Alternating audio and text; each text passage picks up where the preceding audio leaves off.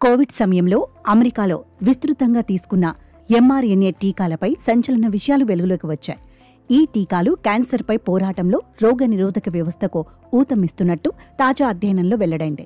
చివరి దశల ఊపిరితిత్తుల క్యాన్సర్, చర్మ క్యాన్సర్ బాధితులకు ఇమ్యూనోథెరపీ ప్రారంభించిన 100 రోజుల్లోపు ఫైజర్ లేదా మోడెర్నా కంపెనీలు తయారు చేసిన కరోనా టీకా ఎంఆర్ఎన్ఏ వ్యాక్సిన్ వేస్తే వారి రోగనిరోధక వ్యవస్థ చికిత్సకు మరింత మెరుగ్గా స్పందించి వారి జీవితకాలం పెరుగుతోందని university of Florida MD Anderson cancer సెంటర్లకు చెందిన శాస్త్రవేత్తలు వెల్లడించారు. ఎంఆర్ఎన్ఏ వ్యాక్సిన్ శరీరంలోని రోగనిరోధక కణాలను మేల్కొలిపే యుద్ధ బేరిలాగా పనిచేస్తోందని పరిశోధకులు తెలిపారు. రోగనిరోధక శక్తికి లొంగని కణితులు దీనివల్ల ఇమ్యూన్ చికిత్సకు లొంగుతున్నాయని గుర్తించారు. అయితే నిజానికి వీరు ఈ పరిశోధన కరోనా టీకాలపై ప్రత్యేకంగా చేయలేదు. క్యాన్సర్లకు చెక్ పెట్టే ఎంఆర్ఎన్ఏ టీకాల తయారీకి చాలా కాలంగా కృషి చేస్తున్నారు.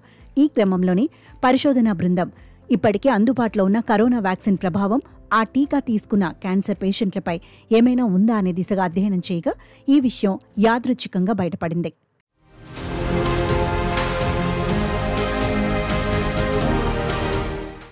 ఈ అధ్యయనంలో భాగంగా ఇమ్యూనోథెరపీ తీసుకుంటున్న 1000 మంది క్యాన్సర్ పేషెంట్ల రికార్డులను పరిశీలించినట్లు పరిశోధకులు వెల్లడించారు.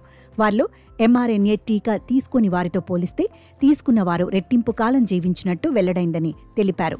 అయితే ఏదో ఒక కణితి ప్రోటీన్ను కాకుండా మొత్తంగా రోగనిరోధక వ్యవస్థని పునరుత్తేజితం చేసి క్యాన్సర్లను బలహీనపరుస్తుండడం ఎంఆర్ఎన్ఏ టీకా ప్రత్యేకత. దీనికి ఇమ్యూన్ థెరపీ మందులను జత చేయగా మొండి కణితులు కుంచుకుపోయినట్లు గుర్తించారు. ఇక కొన్ని ఎలుకల్లోనైతే కేవలం టీకానే క్యాన్సర్లను నిర్మూలించడం మరింత విశేషం. మెసెంజర్ ఆర్ఎన్ఏను పొట్టిగా ఎంఆర్ఎన్ఏ అని పిలుచుకుంటారు. కణితి కణాలతో పాటు అన్ని కణాల్లోనూ ఉండే ఇది ప్రోటీన్ ఉత్పత్తికి నమూనాగా తోడ్పడుతుంది. ఇక్కడే ఎంఆర్ఎన్ఏ క్యాన్సర్ టీకా ప్రాధాన్యం సంతరించుకుంటోంది. కాగా ఇప్పటి వరకు క్యాన్సర్ టీకా అభివృద్ధికి 2 పద్ధతులను అనుసరిస్తున్నారు.